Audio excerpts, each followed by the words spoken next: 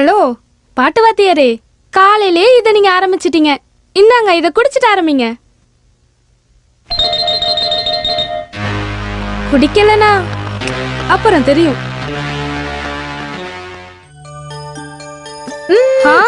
அப்படிலாம் சொல்லக்கூடாது. இந்த நேரத்துல தான் நீங்க வயிறு நிறைய சாப்பிடணும். பேசாம ரெடி. எங்க வாயை தரங்க.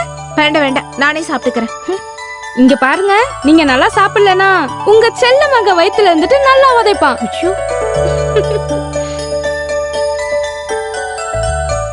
ஹலோ சார், குழந்தையோட அப்பாவே, நீங்களும் அந்த அக்கா மாதிரியே சாப்பிடுறீங்களே. கிளி கொத்துற மாதிரி இப்படியே சாப்பிட்டுட்டு இருந்தா சரிப்பட்டு வராது, புரியுதா? நல்லா சாப்பிடணும். கொஞ்சம் உடம்ப ஏத்துங்க.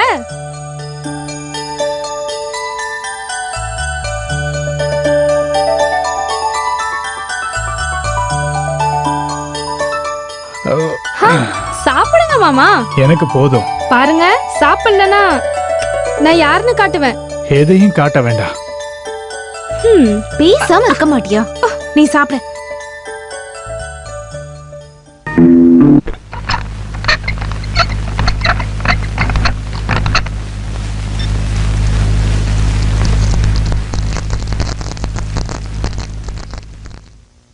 ரவி மாமா, என்ன? அந்த டவலை கொஞ்சம் எடுத்து தரீங்களா?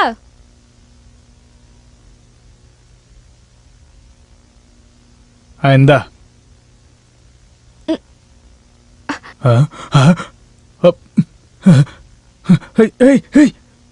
என்ன பண்ற? இப்படிலாம் பண்ணாத.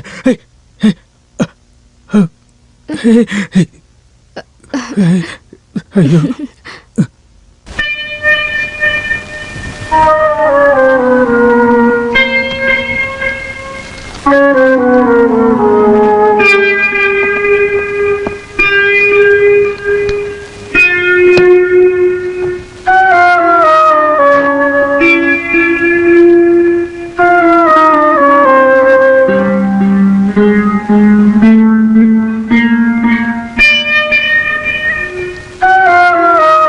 என்னங்க, என்னோட க்ளோஸ் ஃப்ரெண்டோட பையன் கார் ஆக்சிடென்ட்ல செத்துட்டான்.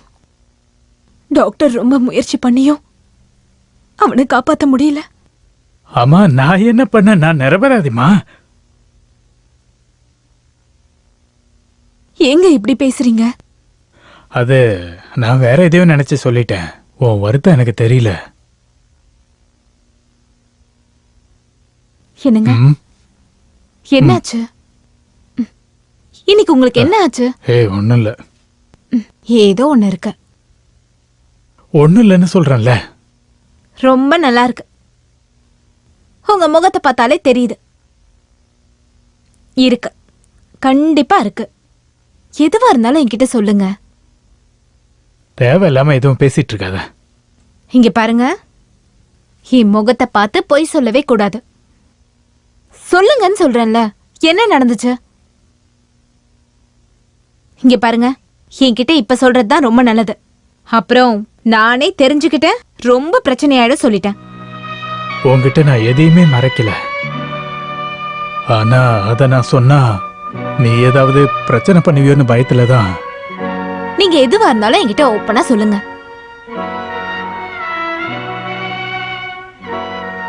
சொன்னா நீ கோவப்படக்கூடாது. இல்ல, என்னால எதையும் சகிச்சுக்க முடியும், ஏத்துக்க முடியும்னு உங்களுக்கு தான் தெரியும்ல. சொல்லுங்க. நான் சொல்றேன். ஆனா செத்து போன என் அப்பா மேல சத்தியமா இந்த விஷயத்துல நான் நிரபராதியா இல்லையா அப்படின்னு நீ கேட்டுட்டு சொல்லு. என்ன ஆச்சுன்னு சொல்லுங்களேன். சொல்லுங்கன்னு சொல்றேன்ல. நான் பாட்டு கேட்டுட்டு இருக்கும்போது நம்ம மாலதி பாத்ரூம்ல இருந்து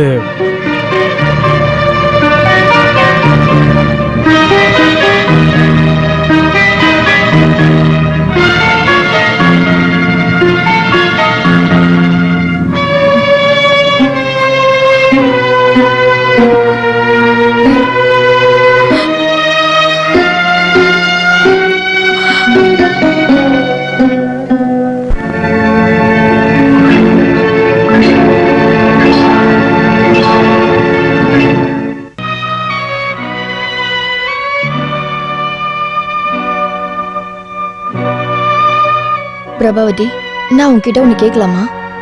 ரவிக்கு குழந்தைய பார்க்கணும்னு ஆசை இருக்கு இல்லையா? எனக்கு எதுவும் தெரியாது. நம்ம மோனிஷும் அப்பா எங்கன்னு கேட்கலையா?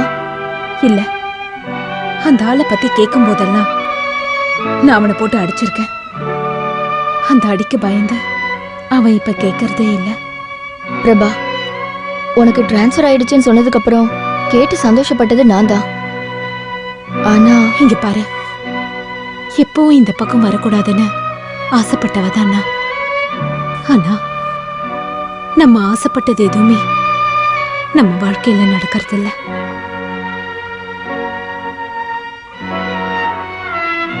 என் மாமாவோட பையன்தான் நடராஜன். சின்ன வயசுல ஊரை விட்டு போனவன் மறுபடியும் திரும்ப வந்தான்.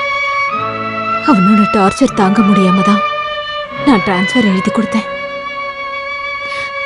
ஆனா கிடைச்சது இங்க. அந்த ஆள் எதுக்கு உன்னை டார்ச்சர் பண்றான்? எனக்கு தெரியல. அந்த ஆளுக்கு நான் வேணுமா? ஆனா எனக்கு அந்த ஆளை பார்த்தா பயமா இருக்கு. எதையும் பண்ண தயங்காதவன் ரவுடி பையன். சின்ன வயசுல எல்லா பிராணிகளையும் கொடுமைப்படுத்துறது தான் அவனோட ஹாபி. அவனுக்கு வாழ்க்கைன்னா என்னன்னு தெரியாத ராட்சசன். இருந்தாலும் அவனை நினைச்சு நீ பயப்பட வேண்டியதில்ல. அந்த கடவுள் தான் உன்னை இங்க வர வச்சிருக்காரு. நீங்க 2 பேரும் ஒண்ணு சேரணும். அதுக்காக நான் எப்பவுமே அந்த கடவுள் கிட்ட வேண்டிக்கிட்டு பிரார்த்தனை பண்ணிட்டு இருப்பேன். என்ன திடீர்னு நீங்க வந்திருக்கீங்க? நான் ஒன்றும் வேணும்னு இங்கே வரல. பிரபாக்கு ஹாஸ்பிட்டலில் ட்ரான்ஸ்ஃபர் கிடச்சிருக்கு. அதனால் தங்குறதுக்கான வசதிகளை ஏற்பாடு பண்ணணும். அதுக்காகத்தான் வந்தேன். இந்த வயசான காலத்துலேயும் அவளுக்கான வேலைகளை நான் தானே பார்த்தாகணும். 4 வயசில் இருக்கிற பையனை வச்சுக்கிட்டு அவள் எப்படி ஹாஸ்டலில் தங்குவா? நல்ல வேளை ஹாஸ்பிட்டல் பக்கத்துலேயே ஒரு வீடு கிடச்சிது. அந்த கல்ஃபில் இருக்கான அவன் பொண்டாட்டி ஆமினா சிஸ்டர், அவங்க கூட தான் பிரபாவும் பையனும் தங்கிக்கிட்டு இருக்காங்க. சொந்த வீடு இங்கே இருக்கிறப்ப வாடகை வீட்டை தேடி அலைஞ்சிக்கிட்டு இருக்கோம். எல்லாம் பிரபாவோட தலையெழுத்து தான். நீ பையனை பார்க்கலையா? நீங்க 2 பேரும் உங்க பிடிவாதத்தை விடலைன்னா அந்த பையன் நிலைமை ரொம்பவே மோசமா போயிடும் சொல்லிட்டா புரிஞ்சுக்கோங்க. பிரபா கூப்பிடுறத கேட்டு சங்குச்சிதப்பான் தான் பாபுவும் கூப்பிடுறான். நீ அவனை இங்க கூட்டு வரலையா? ஆமா சித்தப்பா, நீங்க ரொம்ப இழைச்சி போயிட்டீங்களே. வீட்ல எல்லாரும் நல்லா இருக்காங்களா? எல்லாரும் நல்லா தான் இருக்கும். அவன் வீடு நல்லா வச்சுக்காரவன் தான் அடுத்த வீட்டுல என்ன நடக்குதுன்னு கேட்பான். இவளை பத்தி நான் எப்பவும் நினைச்சுக்கிட்டே இருப்பேன். ட்ரீட்மெண்ட்லாம் எப்படி போயிட்டு இருக்கு? ஹாஸ்பிட்டல்ல ஒரு இஎன்டி ஸ்பெஷலிஸ்ட் வந்திருக்காரு. ம். நல்ல டேலண்டான டாக்டர். ட்ரீட்மெண்ட் பண்ணா சரியாயிடும்னு தான் டாக்டர் சொல்லியிருக்காரு. உங்க டியூஷன்லாம் எப்படி போயிட்டு இருக்கு? அது எல்லாத்தையும் நான் நிறுத்திட்டேன். இப்போ மூளைக்கு மூளை டியூஷன், டுட்டோரியல் காலேஜ் எல்லாம் நடக்குது. இப்போ போஸ்டல் டியூஷன். போஸ்டல் டியூஷனா? ஆமா, 6 மாசத்துக்குள்ள எந்த சப்ஜெக்டா இருந்தாலும் படிச்சு முடிச்சிடலாம். இப்ப பார்த்தனா யோகா கல்வி, மேஜிக்கு, டான்ஸ், கதகளி இது எல்லாத்தையும் சொல்லி கொடுக்குறேன். அற்புதம். யோகா, பரதநாட்டியம் எல்லாம் தபால்லயே சொல்லி கொடுக்குறீங்க. நான் இந்த டுட்டோரியல் டியூஷனை நிறுத்திட்டு இதை ஏன் ஆரம்பிச்சேன்னா, முதல்ல சின்ன பசங்கிட்ட நாம கத்த வேண்டிய அவசியம் இல்லை. 2வது அவங்க அப்பா வந்து திட்டமாட்டாரு. வாரம் ஒரு தடவை பாட சம்பந்தப்பட்ட விஷயத்தை எழுதி போஸ்ட்ல அனுப்பி வச்சா போதும். சந்தோஷமா இருக்கு. நானும் வேற வேலையெல்லாம் பார்ப்பேன். இருந்தாலும் உங்க வேலை ரொம்ப அற்புதமா இருக்கு. இப்போ நான் இன்னொரு கோர்ஸ் கூட பிளான் பண்ணிருக்கேன். அது என்ன? நீச்சல். நீங்க பணம் சம்பாதிக்க ஐடியா பண்ணிட்டீங்க போலயே. இங்க பாரு ரவி, கள்ள நோட்டு அடிக்கிறத விட பெரிய பிசினஸ் என்ன தெரியுமா? Tutorial college. அதை விட லாபமான விஷயம் என்ன தெரியுமா? Postal tuition. என்ன இருந்தாலும் நீங்க ரொம்ப நல்லா கண்டுபிடிச்சிட்டீங்க. இதை ஒண்ணு நான் கண்டுபிடிச்சது இல்லப்பா. இந்த கோர்ஸ் எல்லாத்தையுமே நானும் போஸ்டல் டியூஷன் மூலமா தான் படிச்சுக்கிட்டு இருக்கேன். அந்த காப்பி எடுத்து ஸ்டூடெண்ட்ஸ்க்கு போஸ்ட் பண்றேன். வெறும் குமாஸ்தா வேலை. பேசிட்டு இருந்ததுல நேரம் போனதே தெரியல. வீட்டுக்கு போனா 100 வேலை வெயிட் பண்ணிட்டு இருக்கு. சரி, நான் கிளம்புறேன். இருங்க, நீங்க என்ன டீ குடிக்கவே இல்லையே? நான் ஒரு ஆயுர்வேத மருந்தை சாப்பிட்டு இருக்கேன். டீ காஃபிலாம் குடிக்க கூடாதுன்னு வைத்தியர் சொல்லியிருக்காரு. வரட்டுமா? ஏமா, நான் போயிட்டு வரேன்.